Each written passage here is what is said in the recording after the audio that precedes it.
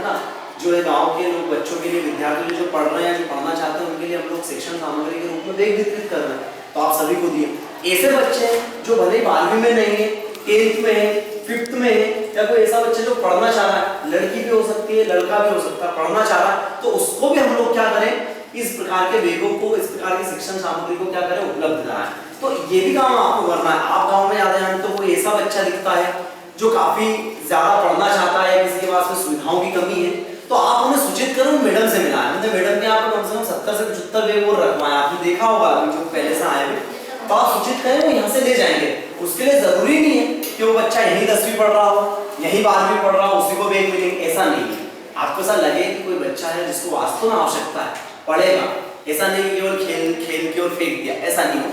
तो ऐसा अगर आपको महसूस हो, आपको खुद को लगे कि आप ज्यादा जानते हो बेटा, यहाँ पर रहते हो, तो मैडम से मिलवा देना, हम मैडम के थ्रू उनको बैग मिल जाएगा। और अगर ये सब ज्यादा बच्चे हो जाते हैं और बैगों की कमी होती है, तो मैडम हमें फोन करेंगे, हम और बैग भिजवा देंगे, है ना। तो ये चीज थी एक आपके सामान्य बच्चों के लिए भी जरूरी नहीं, 5th का भी हो सकता है बच्चा, दूसरी भी पढ़ का भी हो सकता है, LKG का हो सकता है, किसी भी क्लास का हो सकता है आपके गाँव में ना, 11th 12th का भी हो सकता है, 10th का भी हो सकता है, 9th का भी हो सकता है, 8th का भी हो सकता है। तो ये आप लोगों को ये शिक्षा का प्रचार प्रसार किसको करना है, आप लोग, क्योंकि हमारी बात किससे हुई है, आपसे। और आपके द्वारा अगर 50 लोगों को, 25 लोगों को भी जानकारी मिलेगी तो बहुत अच्छी बात होगी, ठीक है। अब हम लोग बात करते हैं सिर्फ केवल 12वीं और 11th में जो स्टूडेंट्स हैं, क्योंकि आप लोगों के पास में जस्ट अभी स्टेज है कि आपको कॉलेज करना है। आपने बोला रिपीट का, तो रिपीट पे मैं आपको ये चाहूंगा कि रिपीट मत करो बेटा, क्योंकि क्या होता है, आप सोचोगे कि मैं 12th रिपीट करूँ, तो समय जो है ना आपका 1 ईयर, 1 साल बहुत होता है, 1 साल में आपका फर्स्ट ईयर कंप्लीट हो जाएगा, कोई मायने नहीं रखता। कॉलेज में जब जाएंगे आप और मान लीजिए ग्रेजुएशन हो जाते हैं, तो ग्रेजुएशन की डिग्री मायने रखेगी, स्कूल की नहीं रखेगी, क्योंकि ये तो कोई बात होगी कि 12वीं के बाद मुझे कुछ करना ही नहीं है।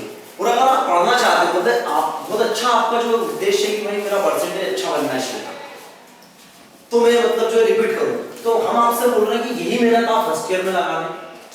अगर आपने सोचा ना मेहनत करने की, तो आप बहुत अच्छे से लगाएं, आप बहुत अच्छे से कर पाओगे और अच्छा परसेंटेज बनेगा। और जब आप BA या बीकॉम, जब बीकॉम क्यों, कॉमर्स है ना, अगर आप बीकॉम कर लोगे, उसमें आपका मान लीजिए सपोज 70 और 75% बनता है, तो आपकी वो डिग्री पहले देखी जाएगी, 12th की देखी जाएगी।